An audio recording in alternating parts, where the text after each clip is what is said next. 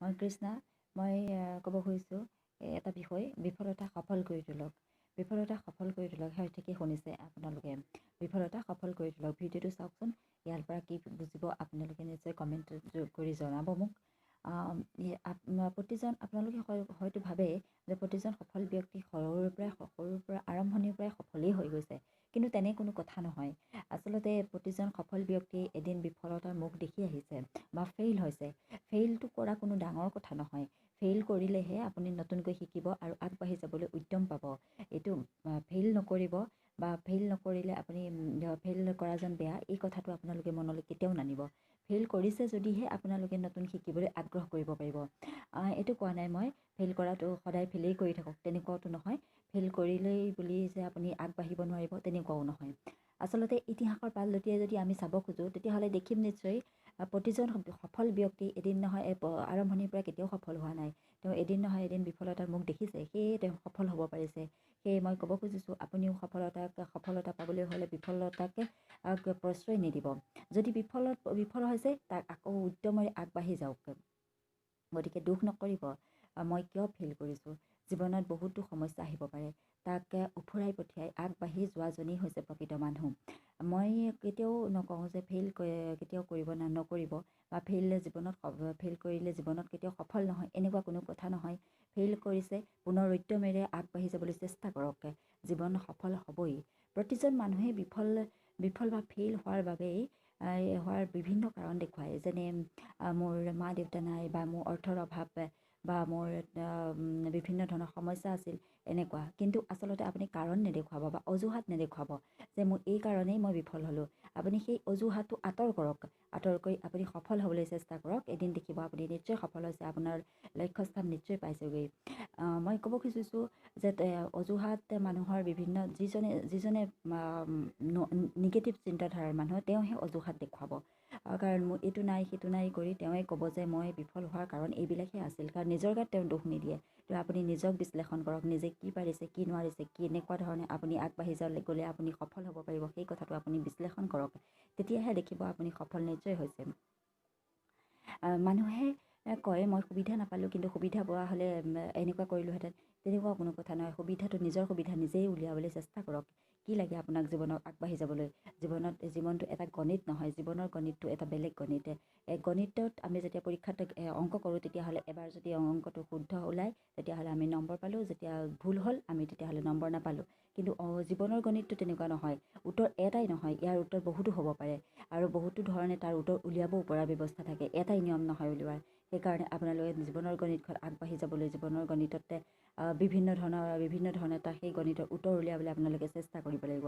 আৰু প্ৰতিটো চেষ্টাই যদি আপুনি বিফল হৈছে, তেনেহ'লে পুনৰ নতুন নিয়মেৰে আপুনি আগবাঢ়ি যাবলৈ চেষ্টা কৰক। দেখিব আপোনাৰ গণিতত আপোনাৰ জীৱনৰ গণিত এদিন শুদ্ধ উত্তৰতে লক্ষ্য লৈছে আৰু শুদ্ধ উত্তৰ পাই আপুনি আগবাঢ়ি যাব পাৰিছে। সেয়ে মই ক'ব খুজিছোঁ, আপোনালোকে সমাধানৰ ৰাস্তা বিচাৰক আৰু কেতিয়াও বিফলতাক আপুনি প্ৰশ্ৰয় নিদি নিগেটিভ চিন্তাধাৰা কেতিয়াও মনলৈ নানিব। যিজনে এবাৰ নোৱাৰোঁ বুলি কয়, তেওঁ কেতিয়াও জীৱনত আগবাঢ়িব নোৱাৰে। তেওঁ যদি কয় যে মই এইটো কাম নোৱাৰোঁ, সেইটো এটা মানুহৰ মানসিক বেমাৰৰ দৰে। তেওঁ কেতিয়াও সেই কামটোত আগবাঢ়ি যাবও নোৱাৰিব। আৰু সেইটো মনৰ অসুখ মানুহে কেঞ্চাৰ বেমাৰ মানুহে হয়তো ডক্টৰে ভাল কৰি দিব পাৰিব, কিন্তু মানুহৰ মানসিক বেমাৰ, যিটো নিজেই কৰি লোৱা বেমাৰ, সেইটো কিন্তু বাহিৰৰ কোনো মানুহে ভাল কৰিব নোৱাৰে। সেইকাৰণে নিজৰ মন সদায় সুস্থ হ'ব লাগিব আৰু সেই মনটোক সুস্থ কৰি ৰাখিব লাগিব আপুনি নিজেই। আৰু তেতিয়াহে আপুনি জীৱনত আগবাঢ়ি যাব পাৰিব।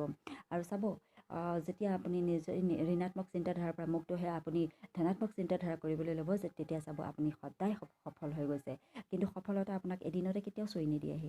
সফলতা পাবলৈ হ'লে আপুনি কষ্ট কৰিব লাগিব আৰু ধৈৰ্য ধৰিব লাগিব। ধৈৰ্য এদিন দেখিব আপোনাক লক্ষ্যস্থানত উপনীত কৰাইছে।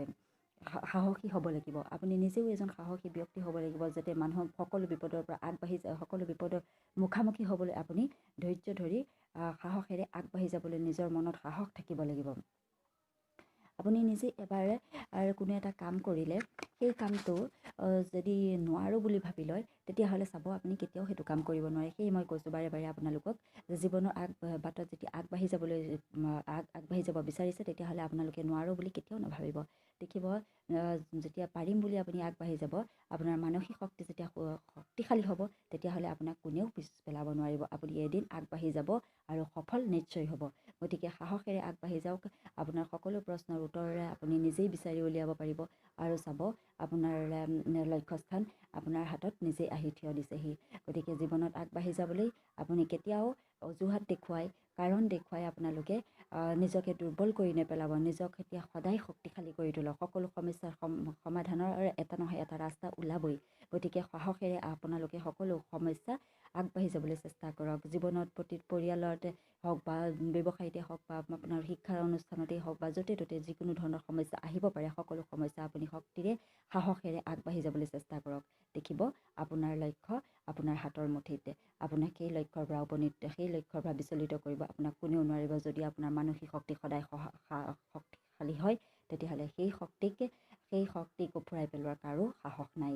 কিন্তু আপুনি তাৰ কাৰণে আপুনি ধৈৰ্য আৰু সাহস কেতিয়াও নেহেৰুৱাব।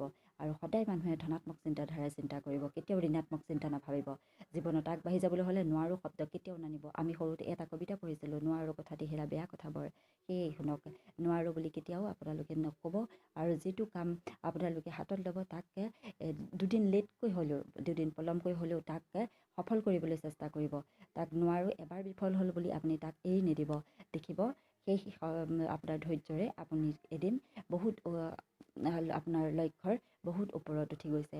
আৰু চাব, আপুনি ইতিহাসৰ পাত লুটিয়াই যদি আপুনি বাৰে বাৰে পঢ়ি চায়, তেতিয়াহ'লে দেখিব যে প্ৰতিজন সফল ব্যক্তিয়ে বহুতবাৰ বিফলতাৰ মুখ দেখিছে আৰু সেয়ে তেওঁ সফল হ'ব পাৰিছে। এইখিনি কথা বহুত জৰুৰী আছিল। মোৰ কথাখিনি যদি আপোনালোকক অকণমানো যদি কিবা এটা উপকাৰ কৰি দিছে বুলি ভাবিছে, আপোনাৰ বন্ধুসকলকো শ্বেয়াৰ কৰক। তেওঁলোকেও সাহস পাব, আগবাঢ়ি যোৱাৰ উদ্যম পাব আৰু তেওঁলোকেও জীৱনৰ বাটত নিজকে আগুৱাই নিবলৈ সাহস পাব। ধন্যবাদ।